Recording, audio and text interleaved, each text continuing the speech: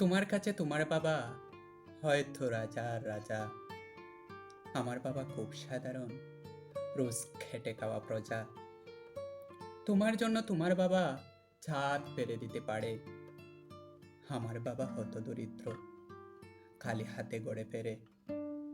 তোমাদের বাবা খুব পিটপাট, গায়ে স্যুট, হাতে গড়ি।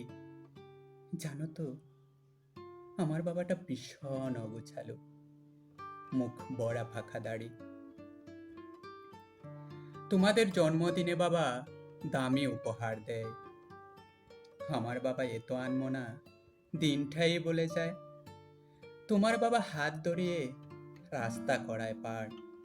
আমার বাবা নিজেই পারে না, আমি হাত ধরি তার। তোমাদের বাবা তোমাদের হাতে খরচের টাকা দেয়। আমি টিউশন করে মাসোহারা ফেলে বাবার ওষুধ কিনতে হয়।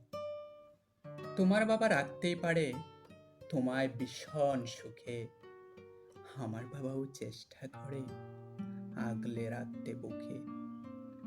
তোমরা বাবা শব্দের যে সংজ্ঞাটা দাও সারা ফেসবুক জুড়ে, ওই চিরাচরিত বাবার উপমা আমায় বড়ই বিরক্ত করে। আমার বাবা তোমাদের করা ব্যাখ্যার মতন নয়, তাই এগুলো দেখলে নিজের উপরে বড় অভিমান হয়। তোমাদের বাবা নিচে না খেয়ে তোমাদের মুখে ধরে, এদিকে আমার জন্য তুলে রাখা লিচু বাবা খেয়ে নেয় চুরি করে। বুঝেই না উনি এত শত কথা, বড্ড সরল জানো। তাই তো এমন জটিল সমাজে ভীষণ বেমানান ও।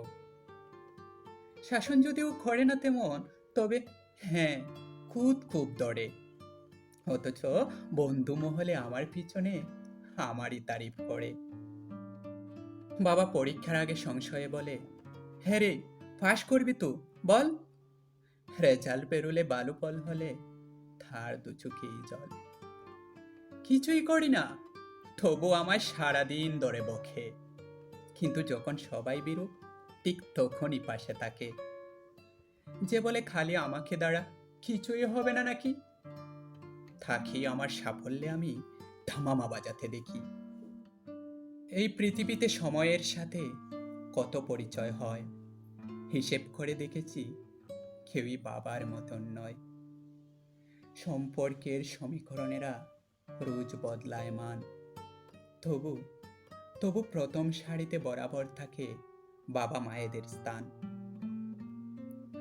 ঝগড়া, ঝামেলা, অভিমান, এসব এত কিছুর পরও আমায় একটা বিষয় ওনার প্রতি দুর্বল করে বড়। আমাকে আমার প্রিয় মানুষেরা এত নামে ডাকলেও বাবার মতো বাবা আমার কই, ডাকে না তো কেউ।